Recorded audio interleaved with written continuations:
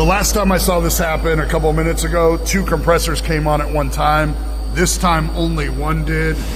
The loaded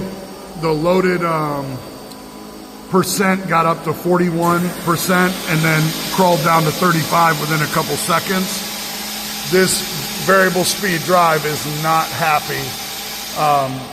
So we're gonna look at putting a flow meter in the riser of this 4-inch Prevost and seeing what our flow rates are. The customer's gonna have to make a choice between a temporary compressor and or creating a blow-off line that would load this to a minimum percent. This is 100 horsepower, which means that we need about 150 CFM minimum just to make sure that we can hit it.